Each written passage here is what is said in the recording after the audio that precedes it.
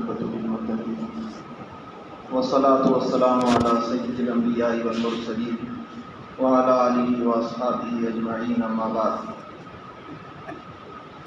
أعوذ بالله من الشيطان الرجيم بسم الله الرحمن الرحيم والفجر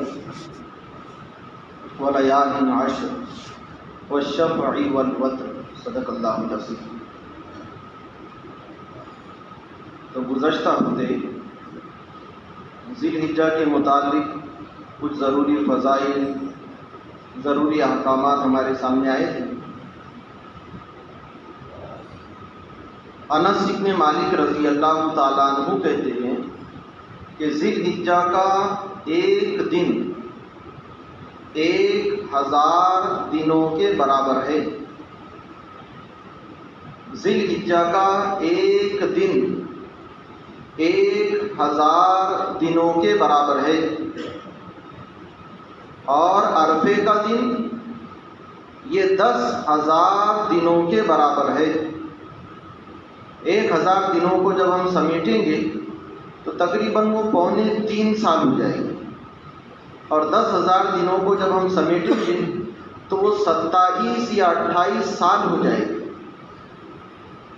تو انس بن مالک رضی اللہ تعالیٰ عنہ فرماتے ہیں کہ ذی الحجہ کا ایک دن 1000 دنوں کے برابر ہے، یعنی 3.25 سال کے برابر ہے، اور عرفے کا ایک دن یہ 10,000 دنوں کے برابر ہے، یعنی 27 یا 28 سال کے برابر ہے۔ کل روزے 9 ہیں۔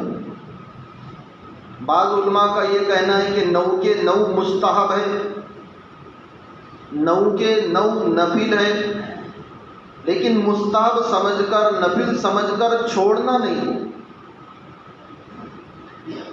نظام الدین میں ایک مرتبہ یہ کہا گیا تھا کہ صحابہ میں اور ہم میں الفاظ کے اعتبار سے تھوڑا سا فرق ہے، لیکن اگر حقیقتاً دیکھا جائے تو آسمان اور زمین سے اگر کوئی بڑی خلا ہے تو اس سے زیادہ فرق ہے۔ الفاظ کے اعتبار سے تو بہت تھوڑا سا فرق ہے۔ کیا ہے وہ فرق؟ صحابہ رضی اللہ تعالی عنہم اجمعین سنتوں پر عمل کرتے تھے سنت سمجھ کر، اور ہم سنتوں کو چھوڑتے ہیں سنت سمجھ کر۔ سنت ہی تو ہے، اور وہ لوگ نہیں بھائی سنت ہے۔ تو الفاظ کے اعتبار سے تھوڑا سا فرق ہے، لیکن اگر حقیقت کے اعتبار سے دیکھا جائے تو آسمان اور زمین سے بڑا فرق ہے۔ وہ لوگ سنتوں پر مٹتے تھے اور ہم لوگ سنتوں کو مٹاتے ہیں، یہ فرق ہے ان میں اور ہم میں۔ اس لیے ایک مرتبہ روانگی کے موقع پر یہ کہا گیا تھا کہ کام کا ایک مقصد یہ ہے کہ نبیوں والے صفات اور صحابہ والے جذبات پیدا ہو۔ ہمارے کام کا مقصد انبیاء والی صفات اور صحابہ والے جذبات پیدا ہو۔ بعض لوگ یہ کہتے ہیں نہیں بھائی جذبے میں کرنے کا کام نہیں ہے، تو ہر جذبہ غلط نہیں ہوتا، اس کو ذہن میں رکھیں، ہر جذبہ غلط نہیں ہوتا۔ لقمہ نیچے گر گیا، اب اٹھا کر کھا رہے ہیں، بازو والا کہہ رہا ہے حضرت بڑے بڑے رؤسا ہے، بڑے بڑے عمرا ہے، سردار ہے، حکامہ ہیں، آپ لقمہ اٹھا کر کھا رہے ہیں، چھوڑ دو۔ کہنے لگے ان بیوقوفوں کی وجہ سے کیا میں نبی صلی اللہ علیہ وسلم کی سنت کو چھوڑ دوں؟ یہ جذبہ ہے۔ تو ہر جذبہ غلط نہیں ہوتا۔ عام بات ہے ہمارے محاورے، نہیں بھائی یہ جذبات کا کام نہیں ہے، ہر جذبے کو غلط کہنا غلط ہے۔ تو ہمارے کام کا ایک مقصد یہ ہے کہ انبیاء علی نبینا علیہم الصلاۃ والسلام کی صفات اور صحابہ والے جذبات مطلوب ہوں۔ تو صحابہ رضی اللہ تعالیٰ عنہم اجمعین اور ہم میں ایک بڑا فرق حقیقت کے اعتبار سے اور الفاظ کے اعتبار سے چھوٹا سا فرق یہ ہے کہ وہ سنتوں پر عمل کرتے تھے سنت سمجھ کر، اور ہم سنتوں کو چھوڑتے ہیں سنت سمجھ کر۔ وہ لوگ یہ سمجھ نہیں بھائی ہمارے نبی صلی اللہ علیہ وسلم کی سنت ہے اور ہم سنتی تو ہے، تو مستحب سمجھ کر چھوڑنا نہیں۔ روزوں کا حکم یہ ہے کہ روزے مستحب ہیں، لیکن اگر کوئی رکھتا ہے تو ایک روزے کے بدلے 1000 دن روزہ رکھنے کا ثواب ملے گا، یا ایک روزے کے بدلے 3.25 سال روزے رکھنے کا ثواب ملے گا۔ اور عرفے کا ایک روزہ، عرفے کے ایک روزے کے بدلے 10,000 دن روزہ رکھنے کا ثواب ملے گا، یا عرفے کے ایک روزے کے بدلے 27 یا 28 سال روزے رکھنے کا ثواب ملے گا۔ کسی نے اگر روزے رکھا نہیں تو ہم اس کو ملامت نہیں کریں گے، اس کو لعن طعن نہیں کریں گے، اس کو برا بھلا نہیں کہیں گے، کیوں؟ کیونکہ عمل مستحب ہے۔ لیکن اگر کوئی رکھتا ہے تو بہت بڑی بات ہے، تو رکھنے والوں کی تعریف کی جائے گی، رکھنے والے وعدے بشارت فضائل کے مستحق ہوں گے، اور جنہوں نے نہیں رکھا کوئی گناہ نہیں۔ تو کل 9 روزے ہیں، جن میں سے آج کا 5واں چلا گیا، 4 باقی ہیں۔ تو گزشتہ جمعہ کو بھی یہ بات بتلائی گئی تھی، بھائی پورے اگر 9 نہیں رکھ سکتے تو کم سے کم اخیر کے 3 رکھ لیں، اتوار پیر منگل کا۔ ملے گا کیا؟ اگر اتوار کا ایک روزہ رکھے گی ہم اس سال تو 3.25 سال روزے رکھنے کا ثواب ملے گا، 1 مہینے کے گناہ معاف ہوں گے۔ اگر پیر کا روزہ رکھتے ہیں تو 3.25 سال روزے رکھنے کا ثواب ملے گا، 1 سال کے گناہ معاف ہوں گے۔ اور اگر منگل کا روزہ رکھتے ہیں، عرفے کا روزہ رکھتے ہیں، 9ویں ذی الحجہ کا روزہ رکھتے ہیں تو 27 یا 28 سال روزے رکھنے کا ثواب ملے گا، اور 2 سال کے گناہ معاف ہوں گے۔ پھر سنیں 2 بات، اگر ہم اتوار کا ایک روزہ رکھتے ہیں، صرف ایک روزہ، تو چونکہ وہ 7ویں ذی الحجہ ہے، تو 7ویں ذی الحجہ کا اگر کوئی ایک روزہ رکھتا ہے تو 1000 دن یعنی 3.25 سال روزے رکھنے کا ثواب ملے گا، اور 1 مہینے کے گناہ معاف ہوگی۔ اور اگر کسی نے 8ویں ذی الحجہ کا روزہ رکھا، یعنی پیر کے دن کا، آنے والا پیر، تو 3.25 سال روزے رکھنے کا ثواب ملے گا، اور 1 سال کے گناہ معاف ہوں گے۔ اور اگر کوئی عرفے کا روزہ رکھتا ہے، 9ویں ذی الحجہ کا، منگل کا روزہ رکھتا ہے تو 10,000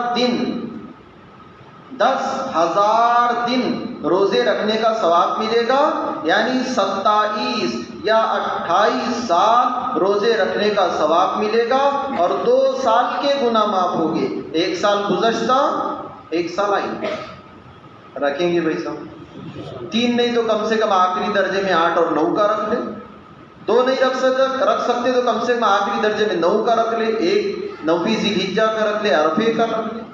جس کو جیسی سہولت ہے اس کے اعتبار سے عمل کرے، نفع بہت زیادہ ہے۔ گزشتہ ہفتے یہ بات بھی بتلائی گئی تھی کہ ہمارے رمضان کے جو روزے چھوٹ گئے، ان چھوٹے ہوئے روزوں کے ان دنوں میں قضا کر لو، بہت نفع ہوگا۔ راتوں کے بارے میں یہ بات بتلائی گئی تھی کہ ذی الحجہ کی ہر رات، وَقِيَامُ كُلِّ لَيْلَةٍ مِّنْهَا بِقِيَامِ لَيْلَةِ الْقَدْرِ، ذی الحجہ کی ہر رات شب قدر کے برابر ہے، جن میں سے 5 راتیں چلی گئی، 5 راتیں باقی ہیں۔ روزے 4 باقی ہیں، راتیں 5 باقی ہیں۔ ان 5 راتوں میں سے ایک رات، 5 راتوں میں سے ایک رات شب قدر کے برابر ہے۔ کیا مطلب؟ مطلب یہ ہے کہ ان راتوں میں اگر کوئی عبادت کرتا ہے، ان راتوں میں اگر کوئی عبادت کرتا ہے تو گویا اس نے 80 سال سے زیادہ زمانہ عبادت میں گزار دیا، 80 سال سے زیادہ۔ پھر اگر دوسری رات میں بھی عبادت کر لیے تو پھر 80 سال سے زیادہ۔ 5 راتیں باقی ہیں، 5 راتیں اگر ہم اس نیت سے عبادت کر لیں کہ ذی الحجہ کا مہینہ ہے، مبارک مہینہ ہے، مبارک راتیں ہیں، ان فضائل کو سامنے رکھ کر اگر عبادت کرے تو کتنا نفع ملے گا۔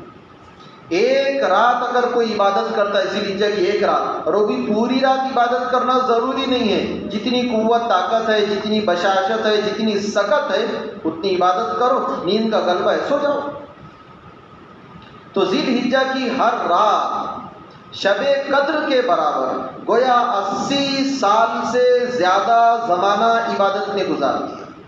تو دن بھی مبارک ہے، راتیں بھی مبارک ہے، دن بھی اعلیٰ ہے اور راتیں بھی بہت اعلیٰ ہیں۔ ان تمام چیزوں کو سامنے رکھ کر بعض علماء نے یہ کہا ہے کہ یہ 10 دن رمضان المبارک سے بھی افضل ہے، رمضان المبارک سے بھی افضل۔ تو روزوں کا بھی اہتمام کریں، راتوں میں عبادت کا بھی اہتمام کریں گے بھائی صاحب۔ 9 ذی الحجہ یعنی منگل کا دن، اس کو بہت دھیان سے سنیں۔ 9 ذی الحجہ کی فجر سے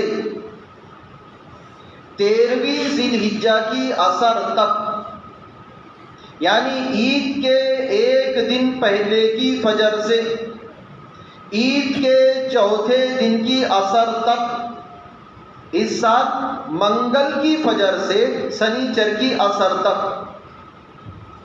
20 تاریخ کی فجر سے 20 جولائی کی 24 جولائی کی عصر تک، ہر فرض نماز کے بعد ایک بار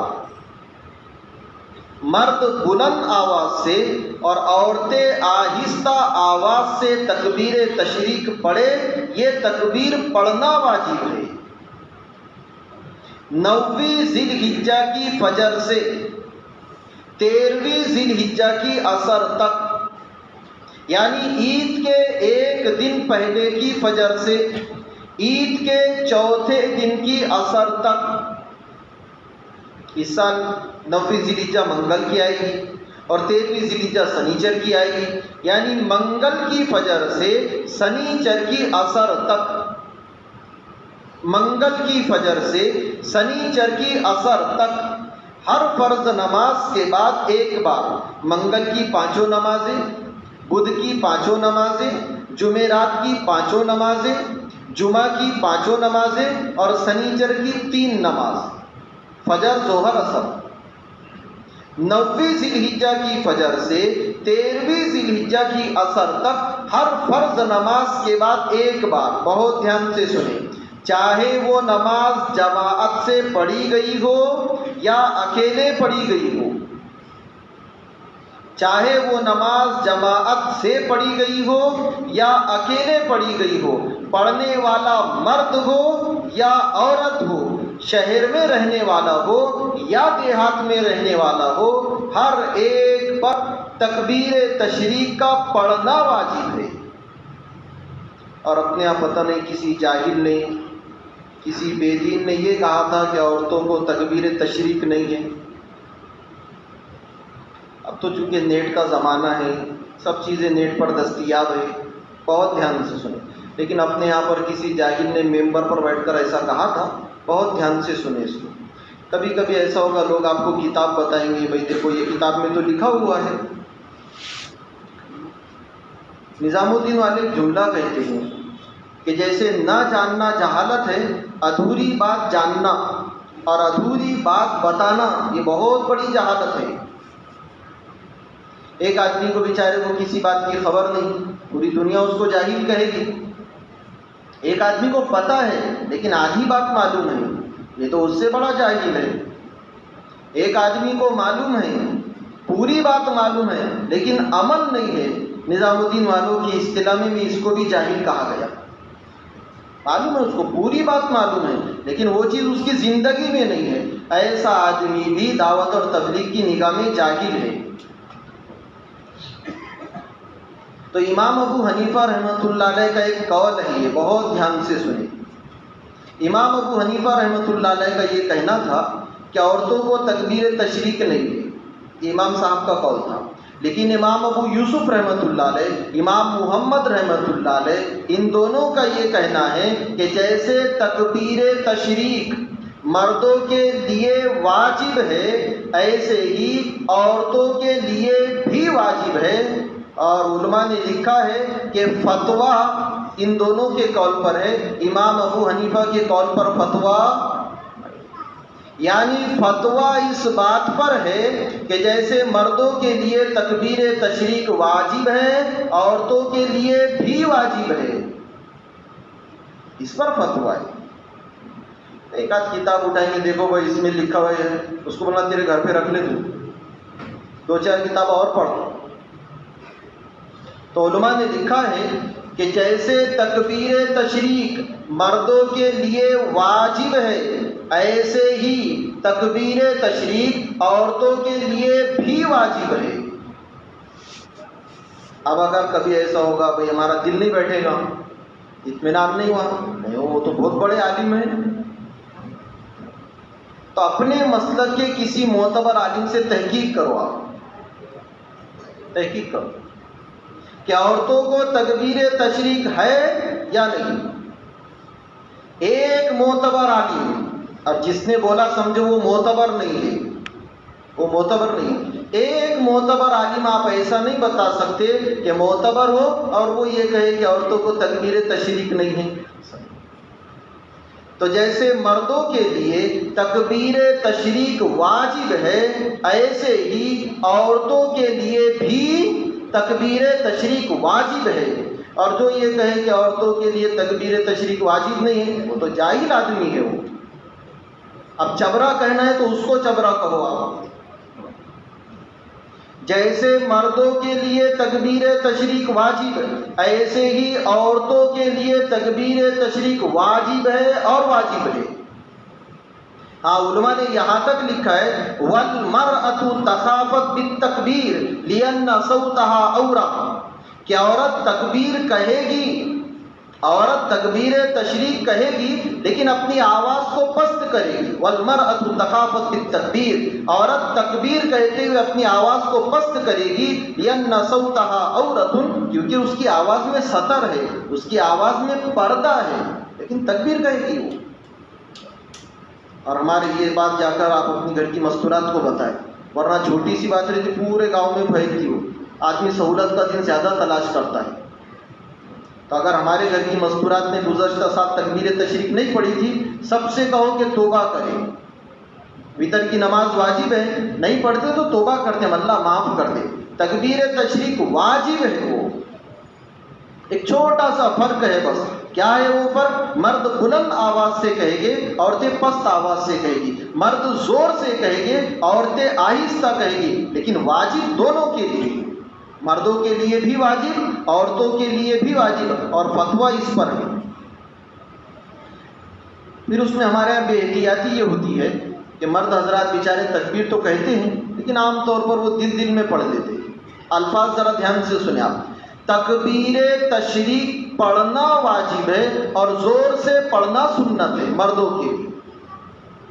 تکبیر تشریق جو ہے وہ تکبیر واجب ہے، اس کو زور سے پڑھنا سنت ہے۔ عورتوں کے لیے تکبیر تشریق واجب ہے، اس کو آہستہ پڑھنا سنت ہے۔ تکبیر پڑھنا واجب ہے، مرد زور سے پڑھے یہ عمل سنت ہے۔ عورتوں کے لیے تکبیر تشریق واجب ہے، وہ پست آواز میں، دھیمی آواز میں آہستہ پڑھے، یہ سنت ہے۔ لیکن ہمارے عام طور پر ایسا ہوتا ہے پوری مسجد میں وہ امام چونکہ مائک لگاتا ہے اس لیے اس کا آواز آتا ہے، باقی سب خاموش ہے۔ یہ طریقہ غلط ہے۔ تکبیر تشریق کتنی زور سے پڑھنا؟ آخری درجہ اتنی زور سے پڑھو کہ کم سے کم ہماری آواز بازو والا سنے۔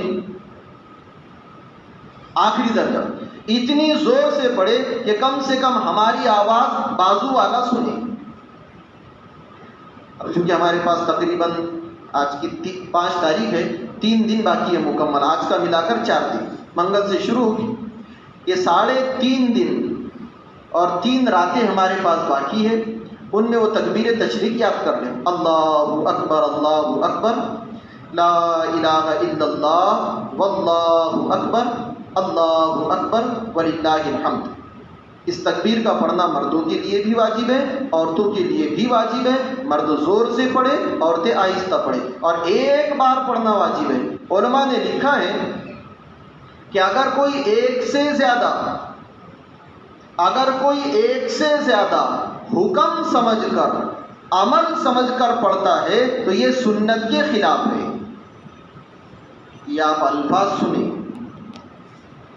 ایک مرتبہ پڑھنا واجب ہے، اگر کوئی ایک سے زیادہ حکم سمجھ کر، سنت سمجھ کر پڑھتا ہے تو یہ عمل سنت کے خلاف ہے۔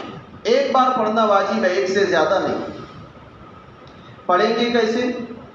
جیسے ہی دونوں طرف سلام ہو جائے، بات چیت کرنے سے پہلے تکبیر پڑھنا، دوسرا کوئی وظیفہ کرنے سے پہلے تکبیر پڑھنا، ورنہ پہلے دعا پڑھ لی، یہ دعا ہو گئی، اس کے بعد تکبیر تشریق پڑھ رہے ہیں، پہلے کسی سے بات چیت کر لیے پھر تکبیر تشریق پڑھ رہے، تکبیر تشریق ساکت ہو جائے گی، واجب کو چھوڑنے کا گناہ ملے گا۔ تو بات چیت کیے بغیر، جگہ پر سے اٹھے بغیر، دوسرا کوئی ذکر کیے بغیر تکبیر تشریق پڑھنا ہے۔ جن کو یاد ہے وہ اللہ کا شکر کرے، جن کو یاد نہیں، ابھی تقریباً 3-4 دن ہمارے پاس باقی ہے، ان کو یاد کریں گے، ویسے یاد واجب سمجھ کر یاد کریں۔ اب ہم لوگ تو مسجد میں نماز پڑھیں گے، اگر امام صاحب بھول گئے تو مؤذن صاحب نے اگر تھوڑا سا زور سے پڑھے تو سب کو یاد آ جائے گا، امام بھی بھولا، مؤذن بھی بھولا، پورے مسجد میں اگر ایک آدمی بھی زور سے پڑھے گا تو سب کو یاد آ جائے گا۔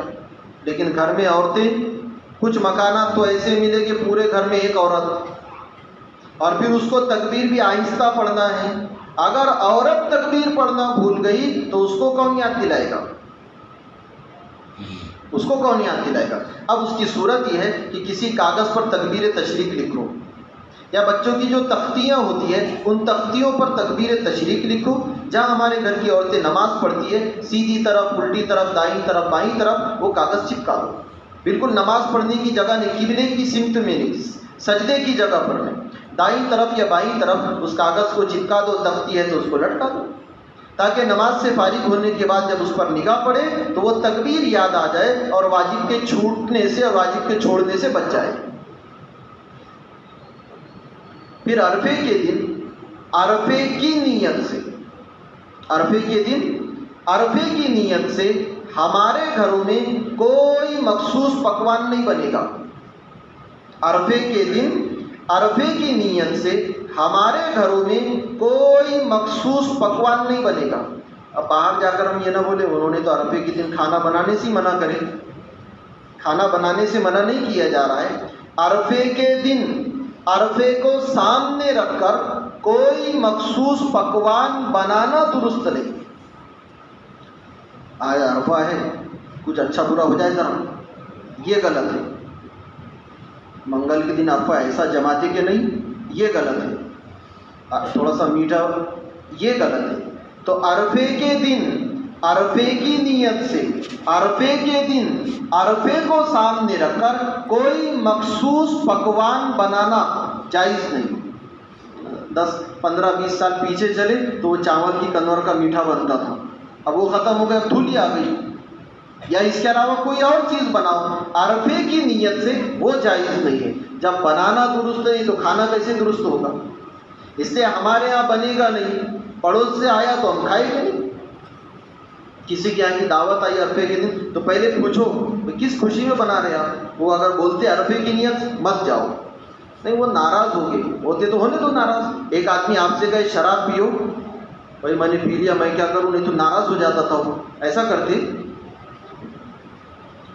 ایک اصول ہے کہ جہاں پر اللہ کی ناراضگی ہوتی ہے تو وہاں پر مخلوق کے ناراضگی کی پرواہ نہیں کی جائے گی۔ ایک طرف اللہ ناراض ہوتے ہیں، ایک طرف مخلوق ناراض ہوتی ہے، مخلوق ناراض ہوتی ہے ہو جانے دو، اللہ کی ناراضگی سے ہم اپنے آپ کو بچائیں گے۔ تو عرفے کے دن عرفے کی نیت سے ہمارے گھروں میں کوئی مخصوص پکوان نہیں بنے گا۔ پھر وہ جو رات آئے گی یعنی منگل کی رات، وہ عجیب رات ہے۔ علماء نے لکھا ہے کہ جو دونوں عیدوں کی راتوں میں عبادت کرے گا، جو دونوں عیدوں کی راتوں میں عبادت کرے گا، اللہ تعالیٰ اس کو سوء خاتمے سے بچا لیں گے، اللہ تعالیٰ اس کو بری موت سے بچا لیں گے۔ بدھ کی عید ہے تو منگل کی رات میں، ویسا تو ہر رات بہت مبارک ہے لیکن آخر کی 3 راتیں بہت مبارک ہیں، اتوار کی رات، پیر کی رات اور منگل کی رات۔ پھر ان 3 راتوں میں بھی منگل کی رات یعنی عید سے پہلے کی رات۔ ایک قول یہ ہے کہ جو عیدوں کی راتوں میں عبادت کرے گا، جو عیدوں کی راتوں میں عبادت کرے گا، اس کا دل اس دن نہیں مرے گا جس دن لوگوں کے دل مر جائیں گے۔ یعنی مرنے کے بعد سب لوگ جب میدانی محشر میں جمع ہوں گے، اللہ کے دربار میں حاضری ہوگی، سب لوگوں کے دل مر جائے گی، لوگوں پر خوف اور غم سوار ہوگا، لیکن اس پر کوئی غم نہیں، کوئی خوف نہیں۔ تو دونوں عیدوں کی راتوں میں خوب عبادت کا اہتمام کرے۔ اصل 10 راتیں تھیں، 10 راتوں میں سے آخری درجے میں 3 راتیں، اتوار، پیر اور منگل کی رات۔ اگر یہ بھی نہ ہو تو پھر منگل کی رات۔ اب عید کا دن آ گیا، تو عید کے دن کیا کرنا؟ غسل کرنا سنت ہے، اچھے کپڑے پہننا سنت ہے، خوشبو لگانا سنت ہے، اور مسواک کرنا سنت ہے۔ اس عید میں یعنی بقرعید میں عید کی نماز سے پہلے کچھ نہ کھانا یا تو سنت کہہ لو یا مستحب کہہ لو۔ عید کی نماز سے پہلے کچھ نہ کھانا، کچھ نہ کھانا یہ سنت ہے۔ پھر اس کا یہ مطلب نہیں کہ ہم روزے کی نیت کر لیں 8 بجے تک 7 بجے تک جب بھی ٹائم نہیں۔ عید کے دن روزے کی نیت سے بھوکا پیاسا رہنا حرام ہے۔ تو عید کی یعنی بقرعید کی نماز سے پہلے کچھ نہ کھانا، یا تو آپ اس کو سنت کہہ لو یا اس کو مستحب کہہ لو۔ پھر مردوں کے لیے عید کی نماز ہے، عورتوں کو عید کی نماز نہیں۔ اب جب ہم عید کی نماز کے لیے آئے تو اصول یہ ہے کہ پیدل آئے، معذور آدمی ہے تو کوئی مسئلہ نہیں، ورنہ پیدل جانا سنت ہے۔ جب ہم گھر سے مسجد آئے تو تکبیر تشریق پڑھتے ہوئے آئے، گھر سے آ رہے تو اللہ اکبر لا الہ الا اللہ واللہ اکبر وللہ الحمد۔ گھر سے نکلنے سے لے کر مسجد میں ہے تو مسجد میں، عیدگاہ میں ہے تو عیدگاہ پہنچنے تک یہ تکبیر تشریق پڑھتے رہے۔ عجیب بات یہ ہے کہ لوگوں کو مخلوق کے تذکرے کرنے میں مزہ آتا ہے، لیکن جس اللہ نے پیدا کیا اس کا نام لینے میں مزہ عام طور پر نہیں پڑھنے کی وجہ یہ ہے کہ یاد ہی نہیں ہے تو پڑھیں گے کیا؟ 3-4 دن باقی یاد کریں ہم۔ پھر قربانی کا مسئلہ آئے گا۔ گزشتہ بھی یہ بات بتلائی کہ جانور ذبح کون کرے؟ خود ذبح کرے۔ عورتیں بھی جانور کو ذبح کر سکتی، عورتیں بھی، لیکن چونکہ ہمارے یہاں پر اجنبی لوگ ہوتے ہیں، پرائے لوگ ہوتے ہیں، غیر محرم لوگ ہوتے ہیں، عورتیں کہاں ذبح کریں گی؟ لیکن اگر ہمارے گھر میں ہیں، جیسے مرغی کاٹنا ہے عورت کاٹ سکتی ہے، بکری کاٹنا ہے عورت ذبح کر سکتی ہے۔ جیسے مردوں کا ذبیحہ حلال ہے، ایسے ہی عورتوں کا ذبیحہ بھی حلال ہے۔ اور گزشتہ یہ بات بتلائی گئی، کوئی لمبی چوڑی دعا نہیں، بس اتنا پڑھنا ہے، بسم اللہ اللہ اکبر، بسم اللہ اللہ اکبر، اتنا ہی کہنا ہے۔ اور وہ پھر ایک چیز چلی ہمارے علاقے میں 1.5 چھری میں ذبح کرنا۔ اب وہ 1.5 چھری لانا کہاں سے؟ جانور کی 4 رگیں کٹنا چاہیے، آخری درجے میں کم سے کم 3 رگیں کٹے، خود آدمی اپنے ہاتھوں سے ذبح کرے۔ ہمارے گھر میں ہمارے بچے ہیں، بچے کا ہاتھ اپنے ہاتھ میں پکڑو، بچے کے ہاتھ سے ذبح کرو۔ اگر 2 آدمی جانور کو ذبح کر رہے، 2 آدمی مل کر دونوں نے اپنے ہاتھوں میں چھری کو تھاما ہوا ہے، تو پھر دونوں کی دونوں بسم اللہ پڑھیں گے۔ اور ہمارے یہاں پر کیسا ہوتا ہے، وہ جتنے لوگ قریشی لوگ پیر پکڑتے، رسی پکڑتے، وہ بھی سب بسم اللہ پڑھتے، ان کے لیے بسم اللہ پڑھنا کوئی ضروری نہیں ہے۔ جو جانور کو ذبح کرے گا وہ بسم اللہ پڑھے گا، اور نہ وہ گھر میں عورتیں کھڑی ہوئی وہ بھی بسم اللہ پڑھ رہی ہے، پورا گھر۔ ذبح کے شرائط میں سے ایک شرط یہ ہے کہ ذبح کرنے والا بسم اللہ اللہ اکبر پڑھے، بسم اللہ اللہ اکبر۔ اس کے بعد میں جو پڑھتے ہیں انی وجہت وجیہ قل ان صلاتی، وہ سب مستحب ہے۔ اور وہ جو جانور کے نام پرچی پر لکھ کر لاتے ہیں ہم لوگ، وہ جانور کے نام ذبح کرتے وقت لینا کوئی ضروری، ہم نے جب جانور خریدے پہلے سے ذہنوں میں طے ہے ہمارے وہ کس کی طرف سے حصہ ہے۔ اس لیے ذبح کرنے والا ذبح کرتے وقت جانوروں کے حصے ان کے شریکوں کے نام اپنے ذہن میں نہ رکھے، ان کے نام نہ لے، صرف اتنا کہا بسم اللہ اللہ اکبر، وہ ذبح درست ہے۔ ایک جانور ذبح ہو گیا، اس کے سامنے دوسرا جانور ذبح نہیں کرنا۔ اللہ کے نبی صلی اللہ علیہ وسلم کے فرمان کا خلاصہ یہ جانور کو 2 مرتبہ موت دینا ہے۔ جانور کو باندھ کر رکھ دیے، اس کے سامنے چھری ذبح کرنا، یہ جانور کو 2 مرتبہ موت دینا ہے۔ تو عام طور پر اپنے ایسے ہی ہوتا ہے، وہ لوگ پہلے سے چھری کی دھار کر کے لاتے ہیں، لیکن اگر ایسا ہے کہ بھئی جانور کو باندھ دیا اس کے سامنے چھری تیز کر رہے ہیں، غلط طریقہ ہے۔ ایک جانور ذبح ہو گیا، اس کے سامنے دوسرا جانور ذبح نہیں کیا جائے گا، یا ایک جانور باندھ کر رکھا گیا، ایک جانور کھڑا ہے بیٹھا ہے، اس کے سامنے دوسرا جانور ذبح کرے، یہ ایک جانور کو 2 مرتبہ موت دینا ہے۔ جانور ذبح ہو گئے، ذبح ہونے کے بعد میں سنت طریقہ ہے کہ جانور کا رخ قبلے کی طرف ہو، لیکن اگر کوئی اس کے خلاف کرتا ہے تو ہم اس کو حرام نہیں کہہ سکتے۔ جانور ذبح ہو گیا، بالکل اطمینان سے ٹھنڈا ہونے دیں، اس کے بعد میں جب گوشت الگ ہو گیا، اب گوشت کی تقسیم کا حال یہ ہے، ایک رائے ہے، حکم نہیں ہے۔ پہلے ان لوگوں کے گھر پہ آپ گوشت روانہ کریں جن کے یہاں پر قربانی نہیں ہوئی، ورنہ وہ ایک سودا ہوتا ہے ہمارے یہاں پر، ہم ان کے یہاں پر بھیجتے ہیں، وہ ہمارے یہاں پر بھیجتے ہیں، اور جتنے بیٹھے سب جانتے ہیں کہ دوسرے کے یہاں کا جب گوشت ہمارے گھر میں آتا ہے، اگر ہمارے گھر میں قربانی ہو گئی تو ہم ان کے یہاں کا گوشت تیسرے کے یہاں پر روانہ کرتے ہیں۔ اکثر ایسا ہوتا ہے، بھائی جس کے گھر پہ قربانی ہوئی کیا اس نے اپنے گھر پہ گوشت نہیں رکھا؟ جب اس نے اپنے گھر پہ گوشت رکھا ہے تو پھر اس کے گھر پہ بھیج رہے کیوں آپ؟ پہلے ایسے گھر تلاش کرو، ایسے لوگ تلاش کرو جن کے یہاں پر قربانی نہیں ہوئی، اس کے بعد میں ان کے یہاں پر دو۔ پھر ایسا ہوتا ہے ایک ایک گھر میں پاؤ کلو، آدھا کلو، ضروری ہے 100-200 مکانوں میں دینا؟ ضرورت مندوں کے یہاں پر اتنا دے دو کہ اب دروازے کی طرف ان کی نگاہ نہ اٹھے، اتنا دے دو۔ اپنی زبان میں بولے کہ ایسا دو کہ اس کا جی بھر جائے، اتنا دینا۔ اگر کوئی پاؤ کلو، آدھا کلو دیتا ہے تو حرام نہیں ہے، لیکن پہلے ان کے گھر پہ جن کے یہاں پر قربانی نہیں ہوئی۔ پھر محلے گاؤں کا جو اطراف ہوتا ہے، اخیر کے جو حصے ہوتے ہیں، کہیں بھی شہروں میں لوگ، قصبے میں لوگ، دیہاتوں میں لوگ، اکثر گاؤں کا جو اطراف ہوتا ہے، کونے کے جو لوگ ہوتے ہیں اور غریب ہوتے ہیں جن کے یہاں قربانی نہیں ہوتی، ان کے یہاں پر لوگ بھیجتے بھی نہیں۔ حقیقی بات یہ ہے کہ آج کل گوشت جان پہچان والوں کے یہاں پر دیا جاتا ہے، عام طور پر جیسے لوگ شادی میں کس کو بلاتے ہیں؟ جان پہچان والوں کو، تعلقات والوں کو، قربانی کا گوشت بھی ایسے ہی تقسیم کیا جاتا ہے۔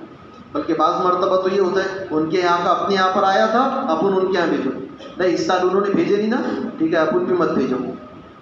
تو پہلے ان لوگوں کے گھر پہ روانہ کرنا جن کے یہاں پر قربانی نہیں ہوئی، جن کے یہاں پر ہوئی ان کے یہاں بھیجے تو بھی کوئی غلط نہیں ہے۔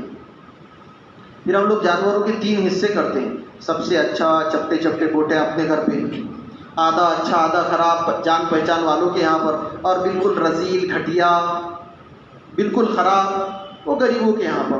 ہم ہی لوگ اپنی زبان میں کہتے ہیں کہ آدمی جو پیرتا وہی نکلتا۔ اگر ہم نے غریبوں کے گھر پہ خراب دیا ہے تو جب اللہ تعالیٰ کے سامنے آئے گا نا وہ خراب ہی گوشت آئے گا ہمارا، تو پورے گوشت کو ملا دو اچھے اور برے کی تقسیم کیے بغیر، اور پھر اس کے بعد میں ایک حصہ اپنے یہاں پر، زیادہ رکھے تو حرام نہیں، کم رکھے تو کوئی حرام نہیں، جتنی ضرورت ہے اپنے گھر میں رکھ لو، باقی کا سب تقسیم کر دو۔ تقسیم کرنے کی صورت یہ رہے گی، ہم چھوٹے چھوٹے بچوں کے ہاتھ سے روانہ کرتے، اب وہ کیری بیگ تو بیچاری کتنی مضبوط ہے ہم سب جانتے ہیں، وہ ہڈی کی وجہ سے کیری بیگ پھٹ گئی تو بچہ گوشت پھیرتے ہوئے جاتا پورا، پھر اخباروں میں اور واٹس ایپ پر اور نہ جانے کہاں کہاں پر۔ ہماری ذات سے اگر دین کو فائدہ نہیں ہوتا تو کم سے کم نقصان مت پہنچاؤ۔ کالی کیری بیگ میں گوشت کو ڈالنا، اس کو تھیلی میں ڈالنا، کسی بڑے بچے کے ہاتھ سے یا رجے بوجھے آدمی کے ہاتھ سے وہ گوشت تقسیم کروائے، کریں گے سب۔ کبھی ایسا تو بھگونا سر پر لے لیا، اور لینے کے بعد میں یا کھمیلا، وہ کوے آ رہے، پرندے آ رہے، اٹھا کر جا رہے، برا لگے معاف کرنا۔ ایسے لوگ فتنہ پرداز ہوتے ہیں، ایسے لوگ دین کو بدنام کرنے والے ہوتے ہیں۔ وہ گوشت کا فوٹو لے رہے اور واٹس ایپ پر ڈال رہے ہیں۔ ہم اپنے امی کا فوٹو ڈالتے ہیں واٹس ایپ پر، بیوی کا فوٹو ڈالتے ہیں واٹس ایپ پر، عبادتوں کے فوٹو کیوں ڈال رہے ہیں؟ اس کو تو چھپانا ہے، دکھلانا نہیں ہے اس کو۔ نقصانات کیا ہوتے ہیں مجھ سے زیادہ آپ لوگ جاننے والے ہیں۔ تو ایسی کوئی حرکت نہ کرے کہ ہمارے اس عمل کی وجہ سے کوئی پابندی عائد ہو جائے یا دین بدنام ہو جائے۔ پھر وہ جو آلات نکلے جانور کے بدن سے، اس کو کیا کرنا؟ تو ایک رائے ہے، حکم نہیں۔ ہر مسجد والا یا ہر محلے والا نوجوانوں کی ایک جماعت تیار کرے، 15-15 20-20 لوگوں کی ایک ٹولی تیار کرو، ایک جماعت تیار کرو، اور یہ نہیں سوچنا کون کرے گا، سب کرتے ہیں، تھوڑا سا دھکا دینے کی ضرورت ہے۔ اصل قصور بڑی عمر والوں کا رہتا ہے، انہوں نے نوجوانوں کو کبھی چلنا نہیں سکھایا۔ مولانا انعام صاحب رحمۃ اللہ علیہ کے پاس پرانے ذمہ دار لوگ گئے اور جا کر کہا کہ حضرت ہم کو ساتھیوں کو چلانا نہیں آیا۔ بولے یہ مت بولو کہ ساتھیوں کو چلانا نہیں آیا، یہ کہو کہ ساتھیوں کے ساتھ چلنا نہیں آیا۔ تو بڑی عمر والے چھوٹوں کے کندھوں پر اگر ہاتھ رکھ لے، چھوٹے تو ہمیشہ بڑوں کے ساتھ رہتے ہیں، وہ تو ہمیشہ بڑوں کے تابع رہتے ہیں، اس لیے عقل بڑوں کی، جذبات جوانوں کی۔ تو اس کی صورت یہ ہے کہ ہر محلے والا، ہر مسجد والا 20-20 25-25 نوجوانوں کی ایک جماعت بنائے، ایک ٹولی بنائے، اور کوئی پیسے ویسے کا مسئلہ نہیں ہو، صاف فری میں ایک جماعت بنانے کے بعد ان کو ذمہ داری دے دو کہ دیکھو یہ پورے محلے کی اتنے مکانات کی ذمہ داری تمہارے پاس، کس کے بھی یہاں پر قربانی ہوئی اس کے یہاں کی جو اولاد نکلے، وہ جو نجاست گندگی نکلے، تم گاڑی میں قائمے بھی بھرو اور کھلا جگہ پر جا کر اس کو دفن کر دو۔ ورنہ پھر ہم لوگ دوسروں کے کھیتوں میں ڈالتے ہیں، اور پھر لوگ اسلام کو اور مسلمانوں کو اتنا برا کہتے ہیں، اتنا برا کہ ہم اور آپ اس کو سننے کی تاب نہیں لا سکتے۔ پھر ہم بولتے دیکھو نا کتنا برا بول رہے ہیں، لوگ برا بولتے ہیں تو ہم کو برا لگتا ہے، لیکن ہم لوگ برا کرتے ہیں اس کا کوئی برا نہیں لگتا۔ تو ایک رائے ہے، ایک گزارش ہے کہ ایسی جماعتیں بنیں، چاہے مسجد کے اعتبار سے یا مکانات کے اعتبار سے یا محلوں کے اعتبار سے، اور ان کو ذمہ داری دے دی جائے۔ ایک صورت یہ ہے کہ ہم تقسیم کر لیں، پہلے دن اتنے گھروں میں قربانی ہوگی، دوسرے دن اتنے گھروں میں، تیسرے دن اتنے گھروں میں، کام آسان ہو جائے گا۔ کریں گے بھائی سب، اللہ تعالیٰ ہم کی توفیق عطا فرمائے۔ چمڑے کا کیا کریں گے؟ تو اس کی ایک صورت تو یہ ہے کہ اگر وہ قریشی چمڑا لے تو ان کو دے دو، لیکن اجرت میں نہیں، مزدوری میں نہیں۔ اس سے کہو کہ یہ چمڑا کتنے کا؟ انہوں نے کہا 150 روپے کا۔ ٹھیک ہے، آپ 150 روپے ہم کو دے دو۔ اب وہ 150 روپے آپ کسی مدرسے میں دے دو یا کسی ضرورت مند کو دے دو، کیونکہ ہم سب جانتے ہیں مدرسے والے تو آنا ہے نہیں، حالات کی وجہ سے یا دوسری چیزوں کی وجہ سے، تو وہ اگر ہمارے پاس نہیں آتے ہم وہ رقم وہاں تک پہنچا دیں، یا کسی ضرورت مند کو دینا ہے ضرورت مند کو دے دیں۔ دوسری صورت یہ ہے کہ ہمارا جن نوجوان بچوں کو وہ ذمہ داری دیں گے، وہ آلات کی جو ذمہ داری دیں گے، یہ چمڑے کی رقم آپ ان کے پاس جمع کرا دو، وہ نوجوان بچے جہاں صرف کرنا رہے گا، جس جگہ پر لگانا رہے گا وہاں پر لگا دیں گے۔ سبحان اللہ۔